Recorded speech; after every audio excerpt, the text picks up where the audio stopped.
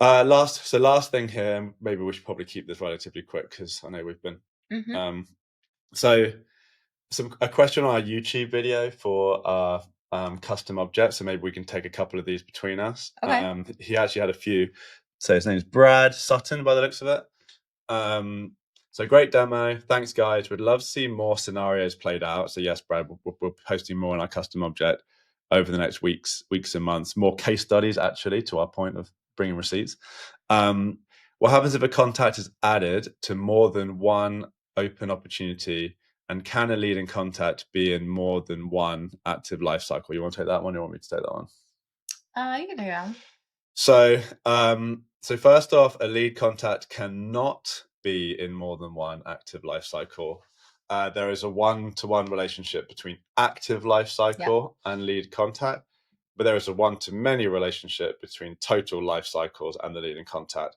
They have to, though, be in an active buying stage while they're in that active life cycles being updated. And then once they move out of an active buying stage, as in there's a closed lost opportunity or they've been recycled pre-opportunity, the active life cycle is closed. And then if they re-enter the funnel, get into a sales ready / MQL stage again, the tipping point, then we will create a new active life cycle, which essentially follows them along until they either hit closed one or get recycled again. We have done one workaround for a client who we knew was going to have multiple opportunities open at one time. But the thing that we did was it will take on whatever the status of the most furthest along life cycle, and only until all life cycles are closed will it be closed out. Now this is custom automation and is a lot of complexity, and I will tell you, if you try to explain that to people, they're going to get confused. So yeah. But that is an option, but it's just not like really how we build it usually. And then the first part of the question here, what happens if a contact is added to more than one open opportunity? So when that happens, they get added to the opportunity. That doesn't change. There'll be a secondary contact role on the opportunity, or third, fourth, fifth, whatever. But then their status will be set to something like, opportunity, additional contact, or something like that. Our automation handles both, is kind of triggered by the status update, but then also updates the status in some use cases. So for example, when someone is added to an opportunity, if they are the first person, and when the opportunity is created, it'll change their status to open opportunity or whatever you want it to be. But most of our clients will choose open opportunity to represent they are the main contact on the opportunity. But the secondary contacts would just be set to open opportunity, secondary contact. So it's an identifier to say, like, this person's on the op, but they're not the primary contact. I would say also, if you're kind of wondering, oh, we have a lot of different people who are part of the buying group, and how do we see all the activity that's happening on an account? That's where, once you've set up the foundation for a person funnel, like maybe exploring setting up an account funnel and stages could be very useful. And that's where you can then benefit from seeing kind of everything that's kind of happening at that account. Side point. So we have our custom object package, Salesforce package for the person funnel. We are in development, late stage development for the account funnel. Yep.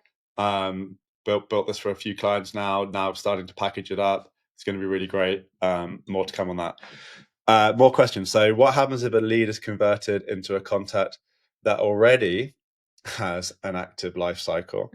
So as in, like, in this case, it's merging, right? So when they say lead is converting into a contact, there's already a contact with an active life cycle and the lead's being converted. So we have a lot of merge handling.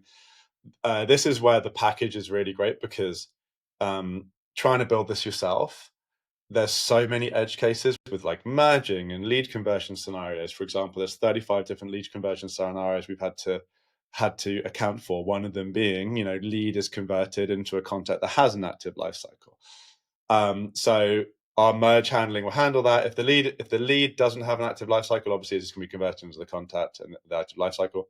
If the lead has its own active life cycle, then one of the life cycles will be deactivated and will have a flag on saying, like, this was essentially a duplicate life cycle, but we will retain it, and then we'll just continue keeping the active life cycle, and there's rules around that. Do life cycles ever close automatically after a period of inactivity? So the life cycle itself does not close automatically, but often for most of our clients, there will be some kind of like auto recycle automation that's actually more based on the lead or the contact. So if it's sat in a working stage and there hasn't been a sales activity for, say, a month, then depending on the client's rules, will automatically set them to recycle and have a reason, like sales and activity or something like that. Which I highly recommend. Highly recommend. And so then when that happens, the status changes to recycle, and then that will close the life cycle. So life cycles don't close themselves. They get closed based on what happens on the lead, contact, and opportunity. Or if an opportunity gets updated, then potentially like the contacts, if it gets closed lost or closed won, those would update appropriately, as well as additional contacts if you wanted to. That could be tied to the opportunity. Yeah, and the last question: does the contact stages match the lead stages? Yes. Our belief, and this is irrespective of whether you have lifecycle tracking on a custom object, the state you should have a lead status and contact status. They should both have the same values, although there probably will be some values on the contact that aren't on the lead, just because there's like open opportunity and customer status on the contact, which you probably don't need on the lead. But you would at least have all of the statuses from the lead on the contact. Yeah. This is because when a contact maybe gets worked, gets converted into an opportunity, a lead gets worked, gets converted into a contact and opportunity.